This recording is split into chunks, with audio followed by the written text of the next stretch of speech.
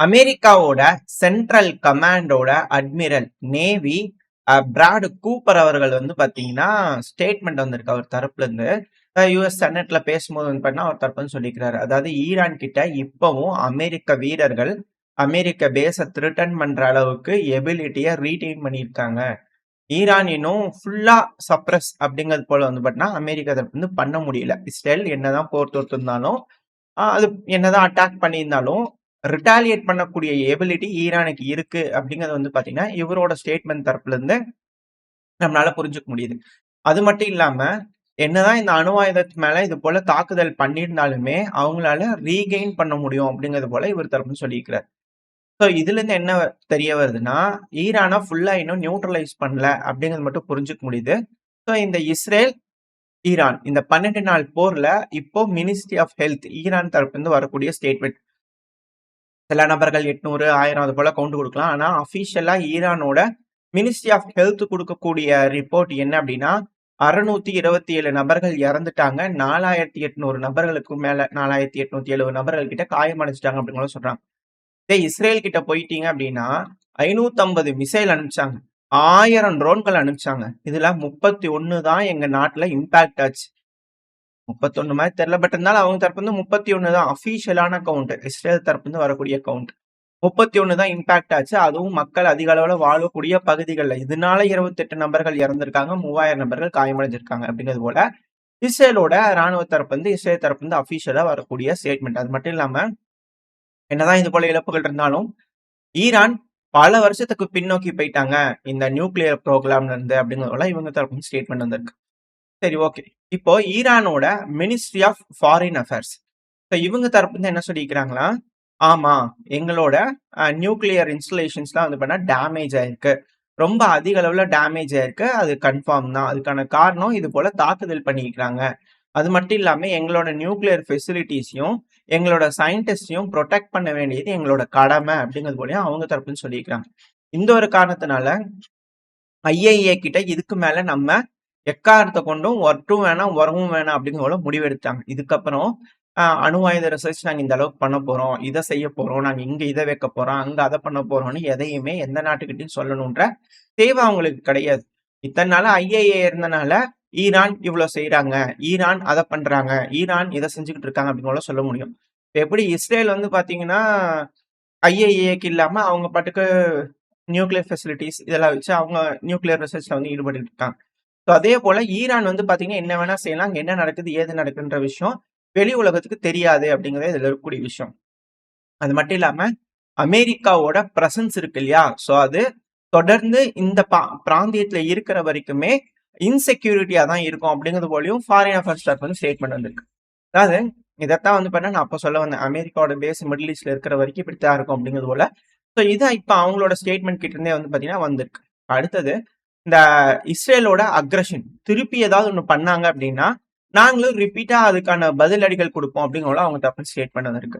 அதாவது திரும்பியும் இவங்க ஏதாவது அணு ஆயுதம் கண்டுபிடிக்கிறதா சொன்னாங்க, என்ரிச் பண்ணதா சொன்னாங்கன்னா கண்டிப்பா வந்து பாத்தீங்கன்னா அடிப்போம் அப்படிங்கிற டொனால்டு ட்ரம்ப் சொன்னார் இந்த நாட்டோ மீட்டிங்ல. அதை நம்ம லைனா பார்க்க ஆரம்பிக்கலாம். ஸோ அதுக்கு இவங்க தரப்பு வந்து ரிப்ளை வந்திருக்கு, அக்ரஷன்னா அக்ரஷன் தான், திருப்பியும் பதிலடி கண்டிப்பா இருக்கத்தான் செய்யும் அப்படிங்கிற இவங்க தரப்புன்னு சொல்லிட்டு இருக்காங்க. அது மட்டும் இல்லாம இப்ப ரஷ்ய தரப்புல இருந்து வரக்கூடிய ஸ்டேட்மெண்ட் என்னன்னா, ஸ்போக் பர்சன்ஸ் தரப்புல இருந்து வருது, இந்த இன்டர்நேஷனல் அட்டாமிக் எனர்ஜி ஏஜென்சி இதுதான் ஐஏஏ. ஸோ இதோட ரெப்புடேஷன் பயங்கரமா வந்து பாத்தீங்கன்னா பாதிப்படைஞ்சிருக்கு. அதுக்கான காரணம் அமெரிக்காவும் இஸ்ரேலும் இது போல ஐஏஏல ப்ரொடெக்ஷன்ல இருக்கக்கூடிய பகுதிகள் மேல தாக்குதல் பண்ணதுதான் அப்படின்னு சொல்றாங்க. ஏன்னா இது போல பல நாடுகளும் இதுல இருந்து வெளியே வந்துட்டாங்கன்னா அப்படி ஒரு அமைப்பே இல்லாம போயிடும். அப்படி இல்லைன்னா கட்டுப்படுத்த முடியாது. கட்டுப்படுத்த முடியாதுன்னா அதிக அளவுல பல நாடுகளும் இது போல ரிசர்ச்ல ஈடுபட ஆரம்பிச்சிட்டாங்க. அது ரொம்ப ரொம்ப இக்கட்டான சூழ்நிலை இந்த உலகத்துக்கு கொண்டு வந்துடும். இதுதான் இவங்க திருப்பி திருப்பி சொல்றாங்க. அது மட்டும் இல்லாம நம்ம ஆல்ரெடி சொன்னதுதான், ப்ரொவோக் பண்ணாம ஒரு அட்டாக் நடந்துச்சு, ஸோ அதனால ஐஏஏவோட சஸ்பெண்ட் பண்ணிடும் அப்படிங்கிறத ஈரான் தரப்பு வந்து சஸ்பெண்ட் பண்ணிட்டாங்க ஐஏஏவை கம்ப்ளீட்டா. யாருமே இதுக்கு மேல அங்க எந்த ஒரு தொடர்பும் வச்சுக்க கூடாது ஐஏஏவோட ரிலேட்டட்ல இருக்கவங்களோட அப்படிங்கிறதோட ஸ்ட்ரிக்டா ஆர்டர்ஸ் போயிருக்கு. அடுத்தது அமெரிக்காக்கு இது ஒரு மிக பெரும் சர்ச்சையாவே போயிட்டு இருக்கு.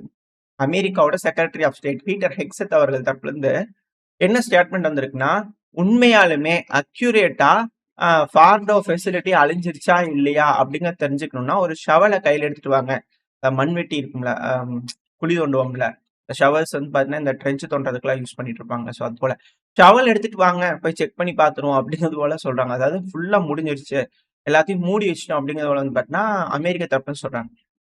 அது மட்டும் இல்லாம, ஈரானுக்கே தெரியுங்க. கம்ப்ளீட்டா டெஸ்ட்ராய் ஆயிருச்சுன்ட்டு. அதனால தான் நெகோசியேஷனுக்கு ஒத்துக்கிட்டாங்க. அப்படிங்கிறது போல ட்ரம்ப் அவர்கள் ஹெக்ஸத் அவர்கள் தரப்புல ஸ்டேட்மெண்ட் வந்திருக்கு.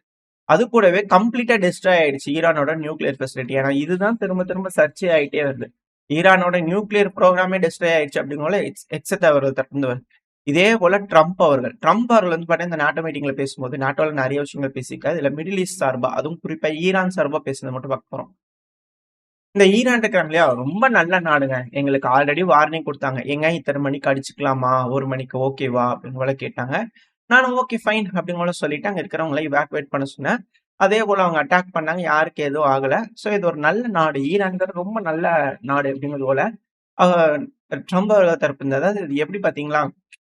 "அடிச்சுக்கட்டுங்களா?" அப்படின்னு கேட்டுட்டு வந்து அடிச்சாங்க. அப்படிங்கிறது போல சொல்றாங்க பார்த்தீங்களா? ஆனா இத விட ஒரு அசிங்கம் இருக்கா? "நான் உன்னைய அடிக்க போறேன் பரவாயில்லையா?" அப்படிங்கிறது போல கேட்டுட்டு ஒரு நாடு அடிக்கிறாங்க பார்த்தீங்களா? இத விட அமெரிக்காக்கு ஏதாவது வேணுமா? அப்படிங்கிறது போலயும் இருக்கு. அப்படியும் பார்க்கலாம், இப்படியும் பார்க்கலாம் அப்படின்னு சொல்லிட்டு இருக்கிறாங்க. எது எப்படியோ. ஈரான் வந்து பார்த்தீங்கன்னா, ஒரு நாடா இருக்கு. அதுவே அவங்களுக்கு ஒரு வெற்றி தான் அப்படின்னு கூட சொல்லிக்கிறாங்க. ஏன்னா, ஈராக் மாரி ஆகல இல்லையா? அந்த மாரி புனித பூமியா மாத்தல அமெரிக்கா. ஈராக் மாதிரி ஈரான மாத்தல இல்லையா? அதுவே அவங்களுக்கு ஒரு வெற்றி தானே அப்படிங்கிறது போல அமெரிக்காவோட அதிபரான டொனால்ட் ட்ரம்ப் அவர்கள் சொல்லியிருக்கிறார் இந்த நாட்டு மீட்டிங்ல. அது கூடவே பத்திரிக்கையாளர் நிறைய கேள்விகள் கேட்பாங்களா, இதெல்லாம் ப்ரிசைஸ்டா எடுத்துட்டு வந்து நான் உங்களுக்கு சொல்ல அவர் பேசக்கூடிய விஷயம் மட்டும். நீங்க இன்னுமே நம்பிட்டு இருக்கிறீங்களா? நீங்க இன்னுமே கனா கண்டுட்டு இருக்கிறீங்களா? ஈரான் இதுக்கு மேலயும் வந்து எங்ககிட்ட வந்து என்ரிச் பண்ண போறோம், நியூக்ளியர் பாம் பண்ண போறோம்னு சொல்லுவாங்க. நீங்க நம்பிட்டு இருக்கிறீங்களா? அப்படிங்கறதெல்லாம் அவர் கேட்கிறாரு. இது எல்லாத்துக்கும் மேல ஹைலைட் என்னன்னா, இதுதான் இதுல இருக்கக்கூடிய விஷயமே. ஈரானும், அமெரிக்காவும் அடுத்த வாரங்கள்ல பேச்சுவார்த்தைய ரெஸ்யூம் பண்ணுவாங்க அப்படின்னு கூட சொல்றாங்க. இந்த 12 நாள் போருக்கு அப்புறமா அமெரிக்காவும், ஈரானும் பேசுறாங்கன்னா என்ன? அப்படின்ற கேள்விகள் வருது. எதுக்காக பேசணும்? அதான் என்ரிச் பண்ண மாட்டாங்க. சாங்ஷன்லாம் தூக்கியாச்சு. இதுக்கு மேல என்ன பேச்சுவார்த்தைகள் இருக்கு? அப்படிங்கிற கேள்வி இருக்கு இல்லையா? இங்க தான் மிக முக்கியமான ஒரு விஷயம். ஆபிரகாம் அகாட்ஸ். இதுதான் இந்த இடத்துல வருது. இந்த ஆபிரகாம் அக்காட்ஸ் அப்படின்னு என்ன அக்ரிமெண்ட்ஸ். பல நாடுகள் கொஞ்சம் கொஞ்சமா வந்து சேர்ந்த ஒரு அக்ரிமெண்ட். 2020 கடைசியா இதுல வந்து பார்த்தீங்கன்னா, சில நாடுகள் வந்து இணைஞ்சாங்க. இதுல பல விஷயங்கள் இருக்கு. இதுல இருக்கக்கூடிய மிக முக்கியமான ஒரு விஷயம். இந்த ஆபிரகாம் அக்காட்ஸ் கொண்டு வந்ததுக்கான காரணம் என்னன்னா, பல அரபுலக நாடுகள். அதாவது யுனைடெட் அரப் எமிரேட்ஸா இருக்கட்டும், பெஹ்ரீனா இருக்கட்டும், மொரோக்கோவா இருக்கட்டும், சூடானா இருக்கட்டும், இவங்க எல்லாரும் இந்த அக்ராட்ஸ்ல வந்து சைன் பண்ணிக்கிறாங்க. அதாவது இஸ்ரேல நாங்க ஒரு நாடா ஏத்துக்கிறோம். அந்த நாடோட வர்த்தகம் வச்சுக்கிறோம். அப்படிங்கிறது போல வந்து பார்த்தீங்கன்னா, இது போல ஒரு அக்ரிமெண்ட் தான் அந்த ஆபிரகாம் அக்காட்ஸ். இப்போ அதோட பிரைமரி கோல் என்ன? டைஸை இன்க்ரீஸ் பண்றதுதான். இந்த அமெரிக்கா மத்தியஸ்தம் பண்ணி இஸ்ரேலுக்கும் அரபுலக நாடுகளுக்கும் நடுவுல உறவு ஏற்படுத்துறதுக்கு. இப்ப விட்டாஃப் அவர்கள், அதாவது மிடில் ஈஸ்டுக்கு என்வாயா அப்பாயின்ட் பண்ணப்பட்டிருக்கிறார் இல்லையா, ஸ்டீவ் விட்டாஃப் அவர்கள். ஸோ அவர் தரப்புல இருந்து ஒரு ஸ்டேட்மெண்ட் வந்திருக்கு. அமெரிக்கா சீக்கிரமா ஒரு மேஜரான ஒரு அனௌன்ஸ்மெண்ட்டா பண்ண போறாங்க. வரக்கூடிய நாட்கள்ல, வரக்கூடிய மாதங்கள்ல இந்த ஆபிரகாம் அக்காட்ஸ்ல பல நாடுகள் இணையும். ஸோ இதுதான் இதுல இருக்கக்கூடிய பிரேக் த்ரூ. ஸோ ஈரான் மேல ஒரு அட்டாக் பண்ணியிருந்திருக்கிறாங்க. இஸ்ரேலும் சரி, அமெரிக்காவும் சரி பயங்கரமான அட்டாக்ஸ் பண்ணியிருக்காங்க. இதுக்கப்புறம் IAEA-க்குள்ள இருந்து அவங்க வெளியே வந்துட்டாங்க. இதுக்கப்புறம் ஈரான் அணு ஆயுதம் செஞ்சாலும் சரி, செய்யாட்டியும் சரி, அது அவங்களோட தனிப்பட்ட கருத்து. பெரும்பாலும் அது வெளியே வராது. வேணும்னா அதை ஹைலைட் பண்ணுவாங்க. வேண்டாட்டி அதை மறந்துடுவாங்க. அவ்வளவுதான். மீடியாக்கள் அதை பேசுனீங்கன்னா யாருக்கு அதை பத்தி தெரியாது இல்லையா? ஏதாவது ஒண்ணு செய்யணும்னா மீடியாக்கள் வந்து இது மாதிரி 10 நாள்ல ரெடி பண்ணிடுவாங்க. 6 நியூக்ளியர் பாம்பு இருக்கு, 12 பாம்பு இருக்கு அப்படிங்கிற பேசுனாங்கன்னா அப்புறம் அது ஹைலைட் ஆகும். அதை கண்டுக்காம விட்டாங்கன்னா ஈரான் கிட்ட இருக்குதா இல்லையா அப்படிங்கிறது யாருக்கும் தெரியாது இல்லையா? ஸோ இப்போதைக்கு ஈரான் கிட்ட வந்து பாத்தீங்கன்னா பேச்சுவார்த்தைகள் அடுத்தது இந்த ஆபிரகாம் அக்காட்ஸா இருக்குமா? ஸோ இந்த ஆபிரகாம் அக்காட்ஸ்ல இணைய போற அடுத்த நாடு அப்படிங்கிறது ஈரானா இருக்குமா? அப்படின்ற கேள்விகள் வருது. பல நாடுகள் அப்படிங்கிறவங்கள சொல்றாங்க. மேபி பேலன்ஸ் இருக்கக்கூடிய அரபுலக நாடுகள்ல இருக்கக்கூடிய நாடுகள்லாம் இஸ்ரேல அங்கீகாரம் பண்ணி இஸ்ரேல் ஒரு நாடு அப்படிங்கிறது போல வர்த்தகம் பண்ண ஆரம்பிச்சிருவாங்களா? ஸ்மூத்தான டைஸ் எஸ்டாப்ளிஷ் ஆயிருமா? அப்படிங்கிறத இங்க இருக்கக்கூடிய கேள்வி. அதாவது இஸ்ரேல்ல வந்து ஒரு சட்டம் கொண்டு வந்திருந்தாங்க. மக்கள் பெருமளவுல புரொட்டஸ்ட் பண்ணிட்டு இருந்தாங்க. இது போல கோர்ட்டு கிட்ட இருந்தும், நார்மல் மக்கள் கிட்ட இருந்தும் அதிக அளவுல பவர புடுங்கிறீங்க நீங்க அப்படிங்கிறது போல ஒரு சட்டம் இருந்தது. அதாவது சந்தேகமா இருந்துச்சுன்னா யார வேணாலும் எந்த பதவியில இருந்து வேணாலும் தூக்க முடியும் அப்படிங்கிற ஒரு சட்டம். நான் சாராம்சம் சொல்ல இன்னும் நிறைய விஷயம் இருக்கு. அதனாலதான் மக்கள் போராட்டம் பண்ணிட்டு இருந்தாங்க. அந்த சட்டம் கொண்டு வந்ததுக்கான காரணம் இப்ப இஸ்ரேல் எக்ஸ்பேண்ட் ஆகும். காசாவும் கிடையாது, மேற்கு கரையும் கிடையாது. எல்லாமே ஒரே நாடா இருக்கு அப்படிங்கும்போது, இஸ்லாமியர்கள் அதிக அளவுல இருப்பாங்க. ஸோ அவங்க அந்த இடத்துல ஹை பொசிஷனுக்கு வந்துட்டாங்கன்னா, அதுக்கப்புறம் இஸ்ரேலும் இருக்காது, பாலஸ்தீனும் இருக்காது. எந்த நாடு வேணுமோ அவங்க உருவாக்கிக்குவாங்க இல்லையா? ஸோ இது போல ஒரு காரணத்தினால தான் அது போல ஒரு சட்டத்த கொண்டு வந்துட்டு, அதுக்கப்புறம் ஒரு போர் வந்து, அதுக்கப்புறம் இப்படி நடந்து, இப்போ ஈரான் அடிச்சு, இப்போ வந்து பார்த்தீங்கன்னா, ஆபிரகாம் அக்காட்சி கொண்டு வந்ததுக்கு அப்புறமா இஸ்ரேல் தனி நாடு. அதாவது அங்கீகாரம் பண்றாங்கன்னா, இதுதான் இஸ்ரேல் அப்படின்னு ஒத்துக்கணும். அத ஒத்துக்கிட்டாங்க அப்படின்னா, ஈரானும் ஒத்துக்கிட்டாங்க அப்படின்னா, இஸ்ரேல்ங்கிறது ஒரு நாடா மாறிடும். பாலஸ்தீன்ங்கிறது அப்படியே மறைஞ்சு போயிருமா அப்படின்ற கேள்விகள் இருக்கு. ஏன்னா, இப்ப தொடர்ந்து இஸ்ரேல பொறுத்தவரைக்கும் காசால கான்சன்ட்ரேட் பண்ணிருக்காங்க இல்லையா? தொடர்ந்து அங்க உயிரிழப்புகள் அதிகரிச்சுக்கிட்டே இருக்கு. குறைஞ்சது குறைஞ்சது 78 நபர்கள் கடந்த 24 மணி நேரத்துல இறந்திருக்கலாம். அதுல 14 நபர்களாவது குறைஞ்சது இந்த எய்டு வாங்குறதுக்காக வந்திருப்பாங்க இல்லையா? ஸோ அவங்க மேல தாக்குதல் பண்ணதுனால இறந்திருக்கலாம் அப்படிங்கிறது போல ரிப்போர்ட்ஸ் வந்துகிட்டு இருக்கு. இந்த எய்ட் டிஸ்ட்ரிபியூஷன் சென்டர்ல வந்து இஸ்ரேலோட ஃபோர்ஸ் வந்து அட்டாக் பண்ணிட்டாங்க அப்படிங்கிற செய்திகள் வந்துகிட்டு இருக்கு. அது கூடவே மேற்கு கரையில வந்து பாத்தீங்கன்னா 4 பாலஸ்தீனர்கள் கொலை பண்ணப்பட்டார்கள் இஸ்ரேல்னால அப்படின்னு சொல்றாங்க. ஆக்குப்பையர்ஸ் அப்படின்னு சொல்றாங்க. அதாவது அது பாலஸ்தீன் நாடு. இஸ்ரேல் வந்து அதை ஆக்குப்பை பண்றாங்கன்னா ஆக்குப்பையர்ஸ். இஸ்ரேலோட ராணுவம் அவங்களை தாக்குதல் பண்றாங்க. அதனால 4 நபர்கள் இறந்துட்டாங்க அப்படிங்கிறது போல செய்திகள் வந்துகிட்டு இருக்கு. அட் த சேம் டைம் லெபனானோட பீரூட் பகுதியில் வந்து பாத்தீங்கன்னா இஸ்ரேலோட ட்ரோன்கள் ஆப்ரேட் ஆயிட்டு இருக்கு அப்படின்னு சொல்றாங்க. எல்லாத்துக்கும் மேல ட்ரம்ப் அவர்கள் நெத்தன்யாகு அவர்களுக்கு சார்பா வாதாடினாலும் ஆச்சரியப்படுறதுக்கு அப்படின்னு சொல்றாங்க. ஏன்னா ஒரு கரப்ஷன் கேஸ் வந்து பாத்தீங்கன்னா ஊழல்வாதி ஊழல் நடந்துருச்சு, லஞ்சம் வாங்கிட்டார் அப்படிங்கிற ஒரு கேஸ் வந்து பாத்தீங்கன்னா நெத்தன்யாகு அவர்களுக்கு எகெயின்ஸ்டா வந்து பாத்தீங்கன்னா நடக்க இருக்கு. இப்ப இதுக்கு ஒரு பிரைம் மினிஸ்டர் சிட்டிங் பவர்ல இருக்கும் போதே இப்படி எல்லாம் ஒரு கேஸ் நடக்குது, இதெல்லாம் நியாயமா? ட்ரம்ப் அவர்கள் நெத்தன்யாகு அவர்களை இந்த இகழ்வது போல் புகழ்வது, புகழ்வது போல் இகழ்வதுமாங்களா? ஸோ அது போலதான் ஸ்டேட்மெண்ட் இருந்தது. விச் ஹண்ட் பண்ணிட்டு இருக்கிறாங்க நெதன்யாகு அவர்கள், விச் ஹண்டருங்க அப்படின்னு சொல்றாங்க.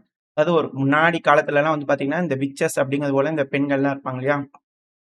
மந்திர தந்திரம் தெரிந்தவங்க அப்படிங்கிற தெரிஞ்சுக்கிட்டு அவங்கள எல்லாம் வந்து பார்த்தா கொலை பண்ணிட்டு இருந்தாங்க. அது போல நெத்தன்யாகு அவர்கள் வந்து பாத்தீங்கன்னா ஒரு விச் ஹண்டர் அப்படிங்கிறதெல்லாம் சொல்லிக்கிறாரு. பல விஷயங்கள் சொல்லிக்கிறார். அது மட்டும் இல்லாம இவர் ஒரு hero. Bibi is a great hero, pardon him, மன்னிப்பு கொடுங்க அப்படிங்கிறாரு. அப்ப இவரே என்ன ஒத்துக்கிட்டாரா? அவர் என்ன வேணா செய்யட்டும், அவர் ஒரு வீரர், சூரர், அதனால அவர் மன்னிச்சிருங்க அப்படின்னு சொல்றாரா? அப்படிங்கிற ஒரு கேள்வி இருக்கு. அது மட்டும் இல்லாம இது வந்து அரசியல் காழ்ப்புணர்ச்சினால கொண்டு வரக்கூடிய ஒரு கேஸுங்க. அதனால வந்து இதுல இருந்து முதல்ல அவர் வெளியே கொண்டு வாங்க, இல்ல மன்னிச்சிருங்க, இது இது வைக்கக்கூடாது அப்படிங்கிற போல அவர் தரப்புல ஒரு 2 பேஜுக்கு வந்து பாத்தீங்கன்னா போஸ்ட் ஒன்று போட்டிருந்தாரு. நிறைய விஷயங்கள் இதுல ஹைலைட் ஆகிற விஷயம் மட்டும் நான் உங்களுக்கு சொல்றேன். இந்த கேஸ் மட்டும் ஒரு வேளை ப்ரூவ் ஆயிடுச்சு அப்படின்னா 10 வருஷம் வரைக்கும் வந்து பாத்தீங்கன்னா ஜெயில் தண்டனைக்கு இவர் உட்படுவார். இஸ்ரேலோட பிரைம் மினிஸ்டர் நெத்தன்யாகு அவர். இந்த ஒரு காரணத்தினாலதான் இமீடியட்டா இந்த ட்ரையல்ங்கிறது கேன்சல் பண்ணப்படணும். இமீடியட்லி கேன்சல்டு, கேப்ஸ் லாக்ல ஃபுல் போல்டுல வந்து பாத்தீங்கன்னா அதை போட்டுக்கிறாரு. ஸோ இமீடியட்டா பண்ணுங்க, இல்லைன்னா என்ன செய்வாங்க? அமெரிக்கா வந்து திரும்பி ஒரு ஸ்ட்ரைக் பண்ண ஆரம்பிச்சிருவாங்களா அப்படிங்கிற கேள்வி இருக்கு. எது எப்படியோ இது இந்த மிடில் ஈஸ்ட்ல நடக்கக்கூடிய விஷயங்கள். ஓரளவுக்கு வந்து பாத்தீங்கன்னா பார்த்திருப்போம். இதுக்கப்புறம் நாட்டோ சமிட் நடந்திருக்கு. அதோட ஃபைனல் ஸ்டேட்மெண்ட்ஸ் எல்லாம் வந்திருக்கு. அடுத்தது எஸ்சிஓ கார்பரேஷன், சாங்காய் கோஆபரேஷன் ஆர்கனைசேஷனோட மீட்டிங் நடக்க இருக்கு. ஸோ அதுக்கு நம்மளோட defence ministers, national security advisor எல்லாம் போயிருக்காங்க. பல நாடுகள், ஈவன் ஈரானா இருக்கட்டும், ரஷ்யாவா இருக்கட்டும், பெலரூஸா இருக்கட்டும், பல நாடுகள் வந்திருக்காங்க. ஸோ அதை பத்தி நம்ம பார்க்க ஆரம்பிக்கலாம். அடுத்தது ஆப்பிரிக்கால ஆட்சி கவிழ்ப்புக்கு மிகப்பெரும் அளவுல கென்யா ரெடி ஆயிட்டு இருக்கு. பார்லிமெண்ட் பில்டிங்க ப்ரொட்டஸ்டர்ஸ் உரையாடிட்டு இருக்காங்க. ஸோ இது போல பல விஷயங்கள் இருக்கு. இது எல்லாத்தையும் அடுத்த பேர்ல பார்க்க ஆரம்பிக்கலாம். ஓரளவுக்கு இந்த பதிவுல நம்ம செய்திகள் பார்த்திருப்போம்னு நினைக்கிறேன் மிடில் ஈஸ்ட பத்தி. இதோட இந்த பதிவை நான் முடிச்சுக்கலாம். இந்த பதிவு எப்படி இருந்துச்சு, உங்களுக்கு பிடிச்சிருக்கா? பிடிச்சுனா லைக் பண்ணிட்டு உங்க ஃப்ரெண்ட்ஸ் நம்மளோட ஷேர் பண்ணிக்கோங்க. அது கூட மறக்காம இந்த பதிவு பத்தி உங்களோட கருத்துக்களை கமெண்ட் செக்ஷன்ல சொல்லுங்க. கூடவே நம்ம சேனல் ஒன்று சப்ஸ்கிரைப் பண்ணலாம், மறக்காம சப்ஸ்கிரைப் பண்ணிக்கோங்க. இந்த பதிவு நல்லா இருக்கும் நம்பிக்கை அடுத்த பேர் உங்க சந்திக்கிறேன். அது வரைக்கும் ஸ்டே சேஃப், பை.